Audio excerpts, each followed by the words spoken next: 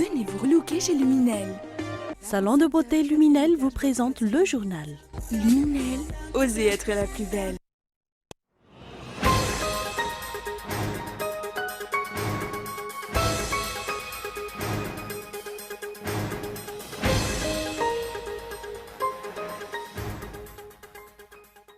L'état de droit n'est qu'un 20 mois à Madagascar, à chacun sa justice. Seule une réforme en profondeur peut remédier sur le long terme à cette situation désastreuse et dangereuse, tant pour le présent que pour l'avenir. La loi interdisant l'utilisation des sachets en plastique à Madagascar a été bafouée. Les sachets en plastique moins de 50 microns commencent de nouveau à envahir le marché local. L'affaire François Fillon, l'ouverture d'une information judiciaire par le parquet national financier suite aux soupçons d'emploi fictif visant sa famille, l'ancien Premier ministre martèle qu'il ira jusqu'au bout quoi qu'il arrive. En meeting hier soir, il n'est pas revenu sur cette décision judiciaire.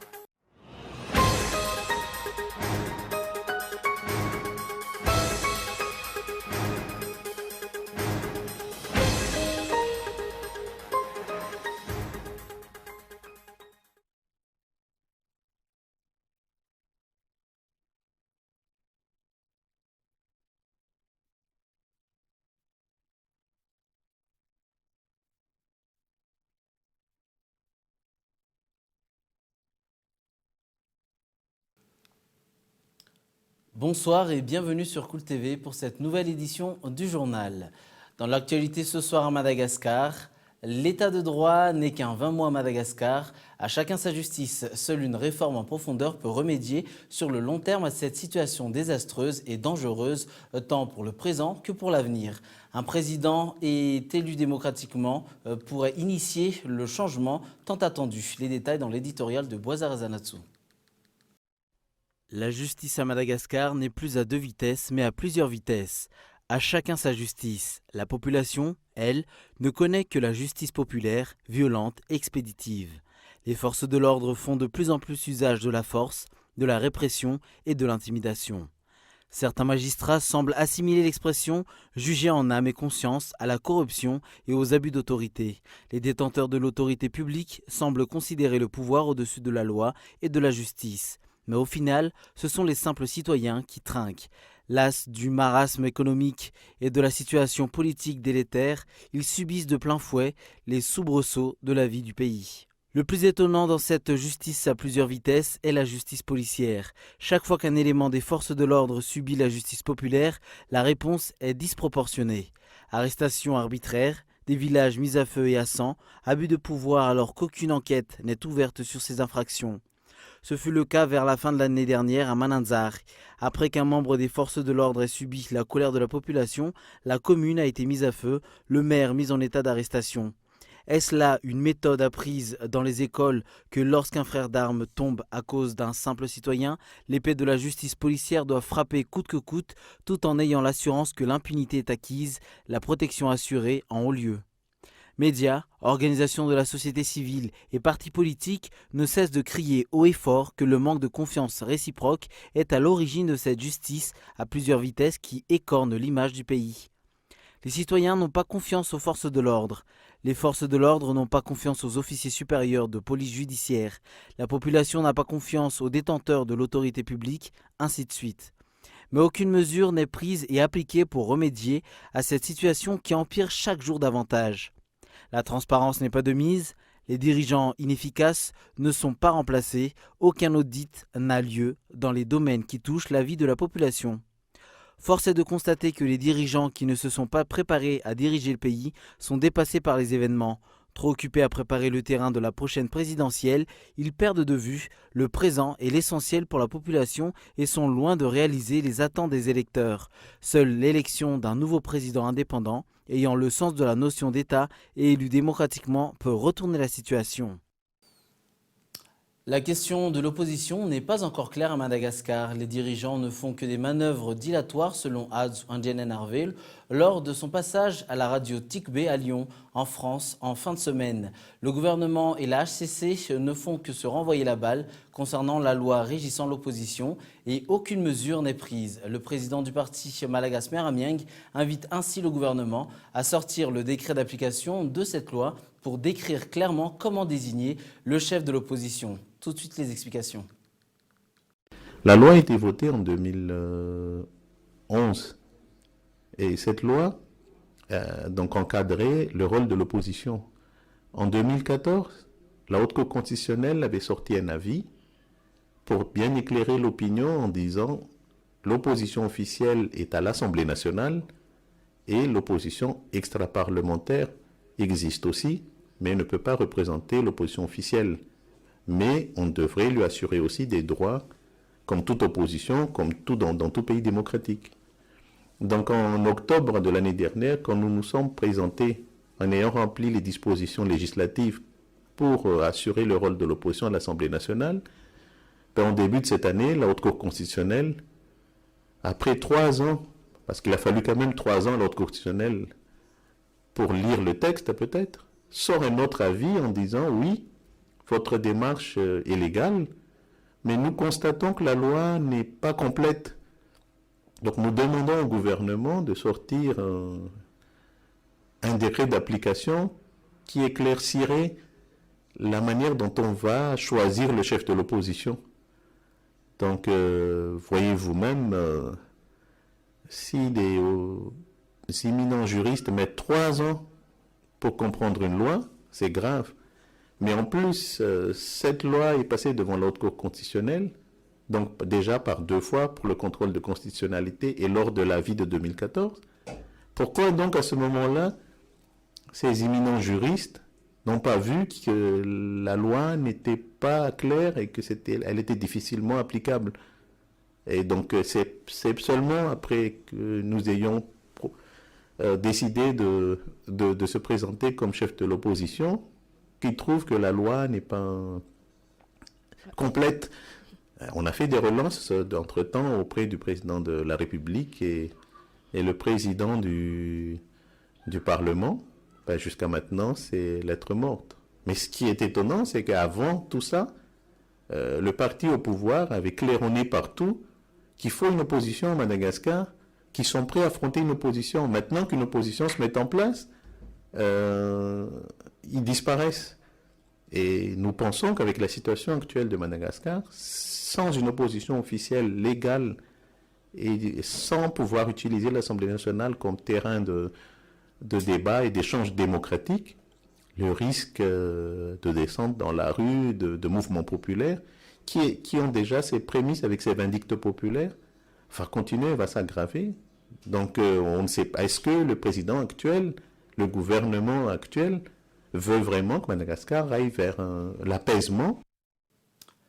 Cela fait maintenant plusieurs semaines qu'a eu lieu l'exploitation minière de saphir dans la commune rurale de Didi.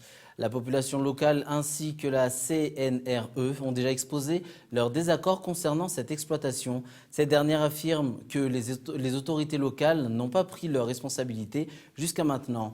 Selon Indiana Valnalalen, responsable dans le CNRE, l'État n'applique pas sa promesse faite sur la protection de l'environnement à Didi. Cela entraîne la destruction de la forêt. La population et la commune ont déjà posé des plaintes pour stopper cette exploitation, mais elle va de mal en pis. Sur un tout autre sujet, sur le plan économico-social, la loi interdisant l'utilisation des sachets en plastique à Madagascar a été bafouée. Les sachets en plastique moins de 50 microns commencent de nouveau à envahir le marché local. Selon les explications des responsables auprès du ministère de l'Environnement, un renforcement de cette loi se fera bientôt, suivi d'un nouveau décret. Reportage de Michel Aranardzon. L'application de la loi à Madagascar reste un obstacle pour le développement du pays. La loi sur les ressources naturelles, sur la corruption et bien d'autres encore. Comme celle également interdisant l'utilisation des sachets en plastique. Sur le marché local, les sachets plastiques moins de 50 microns commencent de nouveau à être prisés par les commerçants et les citoyens. Les responsables auprès du ministère de l'Environnement affirment que cette loi n'a pas été appliquée comme on l'attendait. Une des raisons pour laquelle un renforcement sera établi, suivi d'un nouveau décret. Il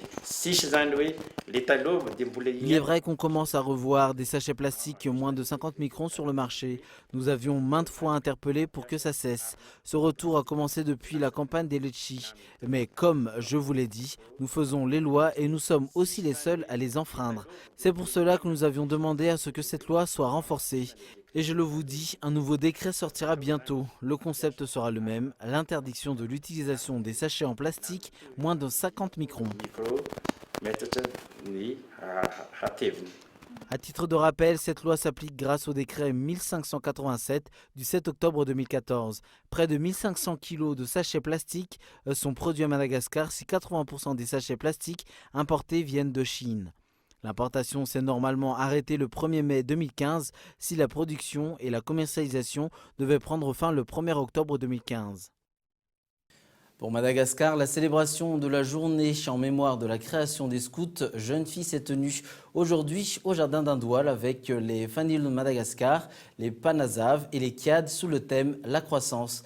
Actuellement, Madagascar compte environ 70 000 jeunes scouts qui a pour objectif de donner plus d'opportunités aux jeunes filles. Cette journée porte également sur l'initiation des débutantes. Écoutons les explications.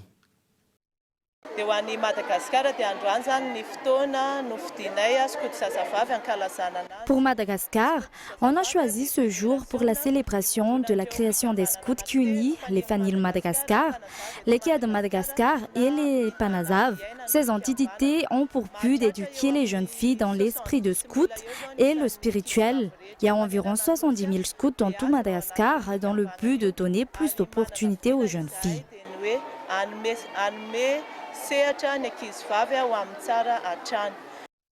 Dans l'actualité internationale, le sort de François Fillon est entre les mains de 3 juges d'instruction.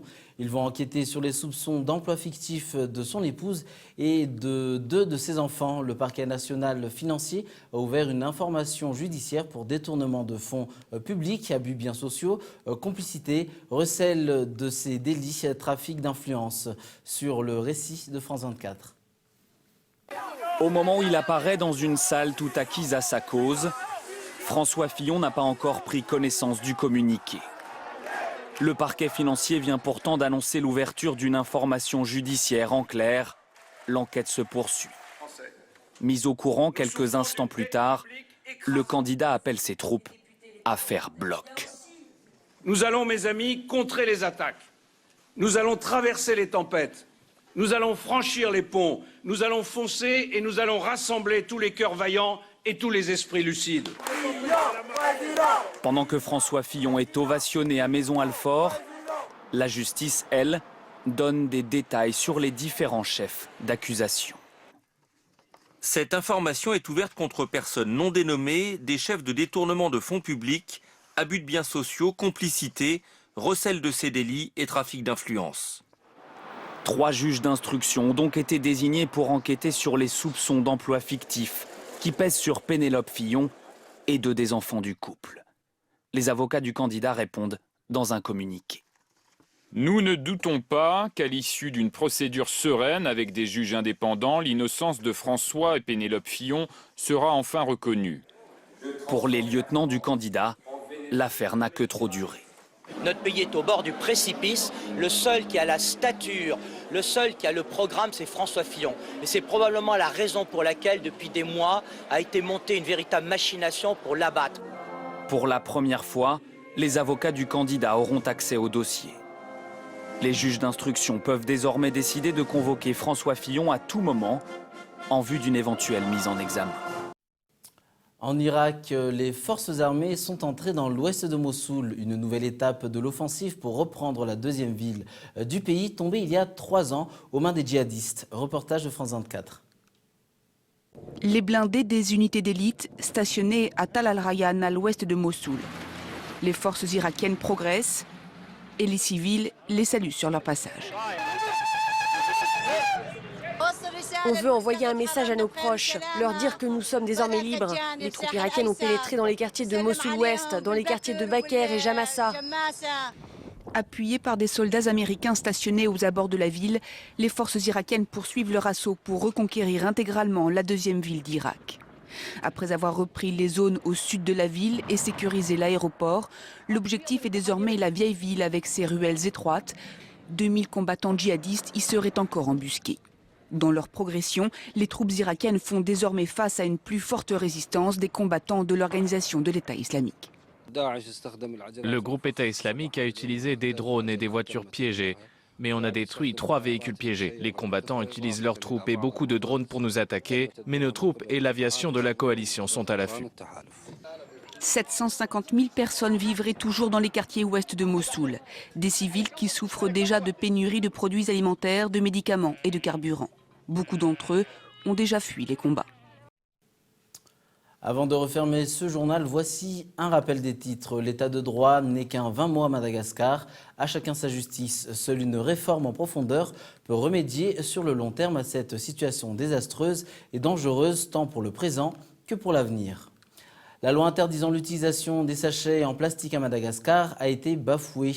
Les sachets en plastique moins de 50 microns commencent de nouveau à envahir le marché local. Et enfin, le sort de François Fillon est entre les mains de 3 juges d'instruction. Ils vont enquêter sur les soupçons d'emploi fictif de son épouse et de 2 de ses enfants. Voilà qui referme ce journal. Prochain rendez-vous avec l'information lundi à 20h45 sur Cool TV. Bon week-end et au revoir.